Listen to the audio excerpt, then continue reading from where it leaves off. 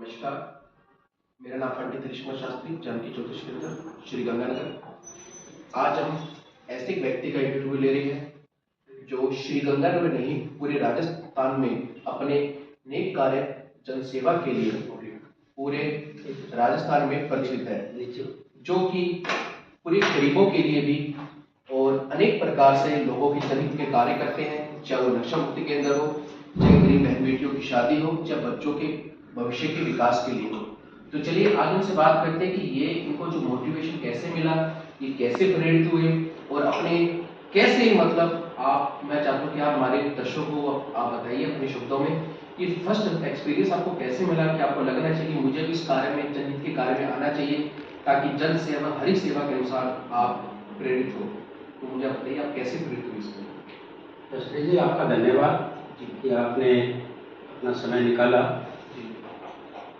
शास्त्री जी, मेरा कहना है कि इसमें सबसे ज्यादा जो महत्वपूर्ण चीज है वो है पारिवारिक संस्कार। जी, माता माता पिता के संस्कार इसमें सबसे ज्यादा काम है। जी, अगर शुरू से माता पिता की एक ऐसी आपको शिक्षा रहेगी और माता पिता के संस्कार ऐसे रहेंगे कि व्यापार या परिवार के साथ साथ आपको समाज में भी कुछ आपको देना चाहिए, तो निश्चित रूप से वो संस्कार काम करेंगे और आप समाज के लिए और पीड़ित और शोषित वर्ग के लिए काम करोगे। सबसे महत्वपूर्ण बात ये है। बाकी आप अपने आसपास का क्या वातावरण देखते हो, क्या आपके साथी हैं, क्या आपके विचार है, या अगर आप सार्वजनिक क्षेत्र में हो तो आप किन लोगों के संपर्क में, ये सब बातें विशेष रूप से काउंट करती हैं। मैं शुरू से ही जब से मैंने होश संभाला, मैं ये कहूँ कि राजस्थान के महापुरुष प्रोफेसर केदार जी के संपर्क में। और केदार जी वास्तव में ही गरीबों के बहुत बड़े शुभचिंतक, और उसकी वजह से एक बहुत बड़ी प्रेरणा आई। परिवार में भी संस्कार मिले माता पिता के, और सार्वजनिक जीवन में आया तो राजनीति में प्रोफेसर केदार जी से संस्कार मिले। ये सब बातें मिक्स होके एक दिमाग में विचार आया कि भी हर एक चीज के साथ साथ, परिवार के साथ साथ हमें सामाजिक क्षेत्र में भी सेवा करनी चाहिए।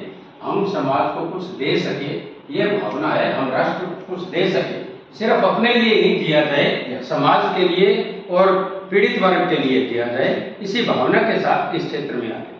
मगर आपने तो ये बात सिद्ध कर दी कि जो देने आया है वो हमेशा के लिए भगवान की तरह पूजित हुआ है, और जो लेने आया है उसका नाम नहीं होता। तो आपने ये प्रूव कर दिया, क्योंकि आपने पूरा जीवन काल अपना पूरे गरीबों के लिए, बच्चों के लिए और अनेक प्रकार के हित के लिए किया।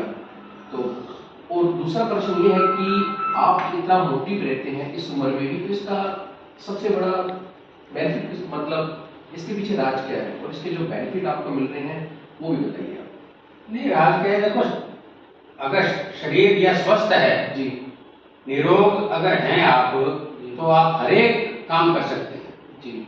और अगर आप निरोग नहीं है तो आपका ध्यान सिर्फ शरीर की ओर रहेगा, डॉक्टरों के पास रहेगा और स्वास्थ्य की ओर रहेगा। और निरोग है तभी आप आगे की सोच सकते हैं। तो ईश्वर की दया से मैं अभी तक निरोग इसलिए भी हूँ कि एक तो पूरे शरीर का मैं ध्यान रखता हूँ, खाने पीने का भी ध्यान रखता हूँ, और विशेष रूप से एक्सरसाइज, वॉक का, विशेष का ध्यान रखता हूँ, और घर में भी हमेशा से शुद्ध और सात्विक खाना रहा है। मैं कभी शराब नहीं पी, मैंने कभी किसी प्रकार का नशा नहीं किया, मैं नॉन वेजिटेरियन हूँ, प्योर वेजिटेरियन हूँ। तो मैं समझता हूँ यही एक बहुत बड़ा कारण है कि शरीर ने मेरा हमेशा साथ दिया। और बाकी आप लगन की है, ये तो मन में अगर उत्साह हो ना कि मुझे कुछ करना है, तो आदमी कभी थकता नहीं। लेकिन मन में उत्साह होना चाहिए, लगन होना चाहिए कि मुझे कुछ करना है, समाज को कुछ देना है, समाज के लिए करना है। देखो शास्त्री जी, उम्र ये निकल जाएगी, ये सही बात है, मैं भी 70 के आसपास हो। और ये पल पल धीरे अपनी उम्र बढ़ नहीं रही है, कम हो रही है। अपना काल तो नजदीक आ रहा है, धीरे धीरे एक पल निकल रहा है। अगर अपने मन में कुछ करने की भावना होगी तो उम्र कोई मायना नहीं रखती। और हम हर एक को काम कर सकते हैं, बशर्ते आपकी नीयत साफ। आप सही नीयत से समाज में कोई भी काम करना चाहे तो आदमी को कहीं रुकावट नहीं है।